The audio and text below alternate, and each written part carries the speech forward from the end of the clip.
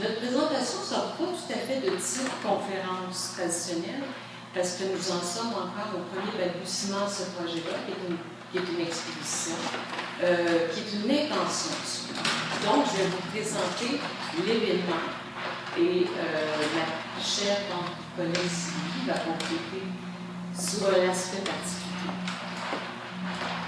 Le titre de notre exposé, finalement, c'est la thématique de la 5e édition de l'événement Orange. Qu'est-ce que l'événement Orange? D'abord, c'est un événement qui est savoureux, à saveur de savoir, qui a été fondé par la précédente conférencière Mélanie en 2003, en co-fondation avec Marcel Blouin, qui est le directeur général du Centre Expression à Saint-Hyacinthe. Saint-Hyacinthe, c'est une ville qui est d'abord, dont l'économie est dominée par l'industrie agroalimentaire. Et c'est pour ça qu'ils ont décidé d'associer l'art contemporain à la nourriture ou à tout ce qui est alimentaire. C'est donc une sorte d'événement laboratoire, comme je disais, à saveur de savoir. Donc, à travers cet événement-là, on explore la nourriture, nos habitudes alimentaires, nos goûts, la nourriture comme médium artistique et majoritairement utilisé dans l'art actuel, dans l'art performatif. D'ailleurs, dans l'événement Orange, la présence performative elle est très très forte cette année. Et nous en sommes très heureux. Alors, l'émission Une esthétique de la dépense, ça parle davantage de nos pulsions premières que de la faim comme telle. Au départ, nous avons intitulé une esthétique de la faim, sauf qu'il ne fallait pas aller trop dur, il ne fallait pas confondre avec famine. Il y avait ce petit danger-là. Ça va être présent, cependant, ce dont on veut vraiment parler, c'est la faim, telle qu'on la vit, tout le monde, à tous les jours, c'est quelque chose qui est quotidien. Qui sont les viscéraux? Les viscéraux, ce sont ces artistes nés, engagés dans un quotidien créatif, constamment renouvelé, voire compulsif, et qui font de leur vie une œuvre d'art. Ce qui est intéressant, c'est qu'avec cette thématique-là, c'est on souligne une espèce de parenté entre les deux types de création, deux types de travail. C'est-à-dire les éleveurs, les agriculteurs, qui, eux, élèvent et sèment en vue de produire des nourritures essentielles à la vie. Les artistes, eux, élèvent et sèment des idées, des émotions qui nourrissent notre imaginaire. Ce sont des nourritures intellectuelles, spirituelles, émotionnelles, sensationnelles, essentielles à la vie psychique.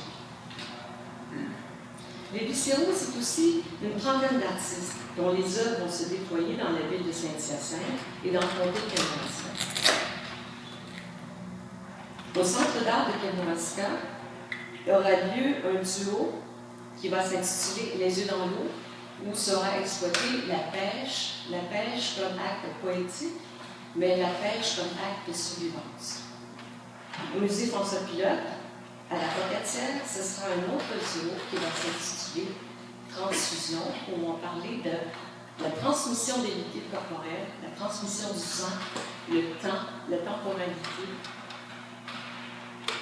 Et à la Maison culturelle à Montréal-Court, à Saint-André-Kamouraska, sera présentée la première exposition à partir du 20 juin, donc c'est tout prochainement, qui va s'intituler Vrai ou faux, où seront explorées les notions de chamanisme, de tribal et de tout ce qui est viscéral dans les tribus. Ce sera un peu un art brut. On va aller explorer le côté art brut, et qu'on va mettre en parallèle à l'art cuit. Ça, c'est une grosse parenthèse, et ça, j'en reparlerai éventuellement quand j'aurai maîtrisé mon sujet. Dans ce cadre-là, nous aimerions rendre un hommage à Joseph Beuys, qu'on considère comme un des artistes les plus viscéraux, et qui, en octobre, nous allons célébrer la 50e anniversaire de sa performance Comment expliquer les tableaux à Guérin et qui a marqué l'art contemporain et qui par ailleurs ont marqué exactement le passage de l'art moderne à l'art contemporain. Il y a de l'utilisation beaucoup d'organique aussi là-dedans. Ça parle à beaucoup de gens. Cet hommage va être mis en scène et par la dramaturge Marie Vincent, qui va travailler spécifiquement dans les locaux de la Fondation Guido Molinari. Et devant les tableaux de Guido Molinari, elle va expliquer à son élève qu'est-ce que l'art contemporain. Parmi les invités spéciaux, nous aurons 3 invités japonais, puisque nous considérons qu'ils sont par excellence des lycéens.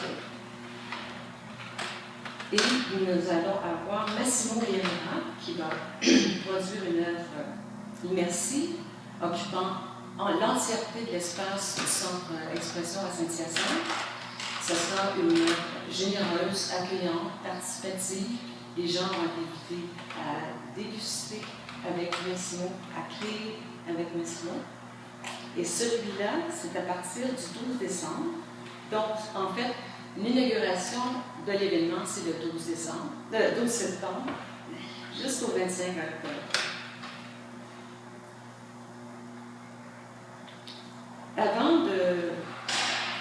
Avant de céder la parole à ma chère collègue qui me met en situation d'inconfort, et j'en la remercie, j'aimerais vous inviter à nous laisser vos coordonnées, votre adresse électronique, de sorte qu'on puisse vous inviter tous à l'apprentissage. Même, on aimerait aussi vous procurer la programmation complète. On ne sait jamais, les gens qui vont commencer ça cet été, ça va être de tout l'été, parce que tout l'été, il va y avoir au moins une exposition qui est de vrai et faux. Alors, je vous remercie pour votre attention et ma belle Sylvie, je vous souhaite la parole tandis que je chante l'image. Je ne sais pas si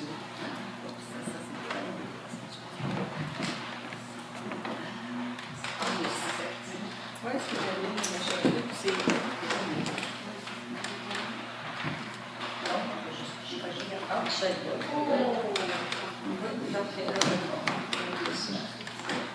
OK. Ça fait partie de la performance. Ok, les gens qui viennent d'arriver prenez le temps de vous asseoir.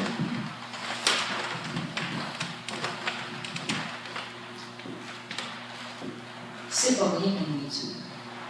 Hein? C'est une question de vie et de mort.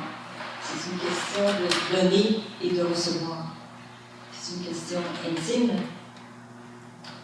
C'est une question sociale. Et c'est une question engageante. Comment pensez-vous qu'on pourrait éviter, après quelques événements reliés à la nourriture, de ne pas faire quelque chose où le performatif serait le mode employé? En fait, ce sont les éditions antérieures qui ont fait qu'à un moment donné, il y a la nature morte, le tableau vivant, il y a tout ça, mais il y a aussi, il a commencé à se mélanger l'installation, la performance, la photographie, et tout ça dans une proposition d'un ou d'une artiste. Donc, voilà, je vous l'annonce. La 5e édition, volet en performance en résidence, sera la première fois, en fait, que les artistes vont tenir un mode performatif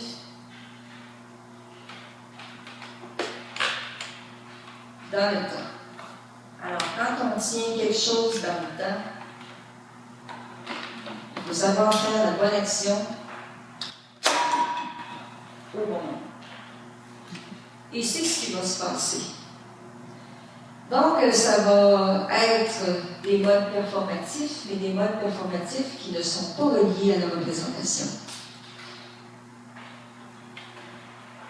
Les artistes vont s'infiltrer dans Saint-Hyacinthe.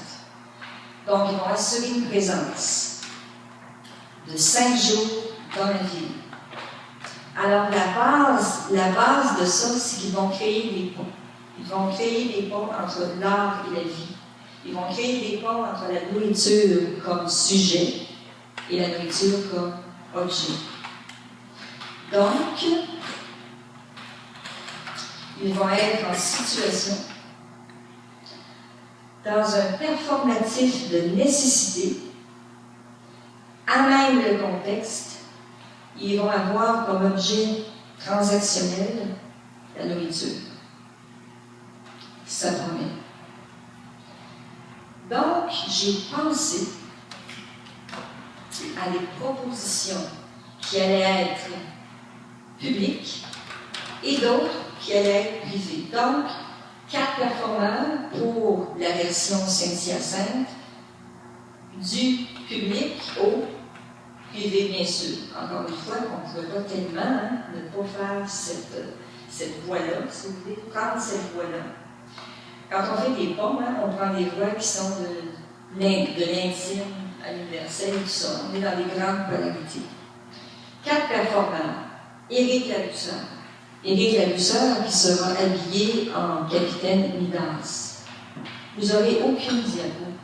Pas diapo, mais représentation visuelle à l'arrière de moi, ma dyslexie me reprend. À l'extérieur de moi, à l'arrière de moi, parce que ces œuvres n'existent pas. Mais surtout, je trouve que c'est comme une recette. Quand on voit les ingrédients, on imagine ce que ça va donner. Donc, je vous donne les ingrédients. À vous d'en faire votre nourriture aussi, de ce que je dis. Donc, Éric Labusseur va se promener dans les parcs de Saint-Hyacinthe avec ses carottes recouvertes de feuilles d'or. Et il va comme ça parcourir toutes sortes de types de lieux, ramasser des gens, justement, pour faire des tableaux vivants, des espèces de chorales improvisées, avec des... Vous vous rappelez de la publicité au début de l'ère industrielle, dans les années 60, dans les années 70, il y avait beaucoup de publicité sur la boue. Salade de fruits, jolie, jolie, jolie. Alors, plein de petites chansons comme ça. Il va travailler avec ces chansons-là, il va travailler avec aussi des chansons du folklore, et il va animer, si vous voulez, tous les lieux publics. Vous avez une deuxième personne, une deuxième artiste, Arcadie Lavoie-Lachapelle, qui est connue pour détourner le sens. Alors, Arcadie va s'infiltrer, elle, dans les industries agroalimentaires. Elle va choisir une industrie agroalimentaire. Elle va vraiment travailler la notion du geste. Elle va rencontrer ces gens-là et elle va se réapproprier leurs gestes. Va-t-elle inventer une chorégraphie avec ces gens-là? Un peu comme tout à l'heure, on parlait des gens du village. On ne le sait pas. Mais ce qui l'intéresse surtout, c'est la notion de prendre soin. Comment, dans des gestes répétitifs, au sein de ce qui transforme l'agroalimentaire, les gens peuvent-ils prendre soin de la nourriture dans ces gestes répétitifs-là? Là, j'ai tellement d'idées et je sais que j'ai 10 minutes. Alors, c'est pour ça que je continue. Après Arcadie Lavoie-Lachapelle, il y a Céline Boucher.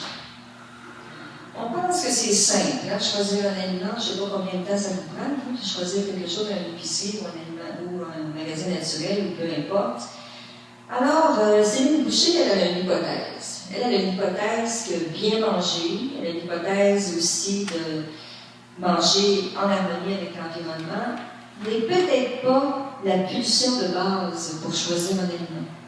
Donc, elle va plutôt aller avec quelle est la pulsion d'origine avant de choisir un aliment. Donc, pour elle, c'est quelque chose de beaucoup plus sensoriel, de beaucoup plus inconscient, de beaucoup plus viscéral à l'intérieur du corps, en dehors du besoin de se nourrir.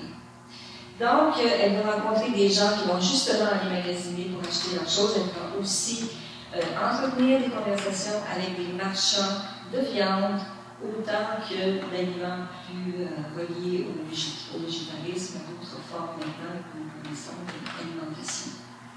Alors, vous voyez qu'on est parti du parc pour aller dans une industrie en particulier, et après ça, pour aller dans un réseau. Et après, c'est Victoria Stanton qui va, à son tour, elle, aller un petit peu plus directement dans le privé. Elle va rencontrer des gens et elle va essayer de pousser une relation dans la durée du 5 jours. Elle va aller avec la personne à l'épicerie, elle va préparer leur souper favori.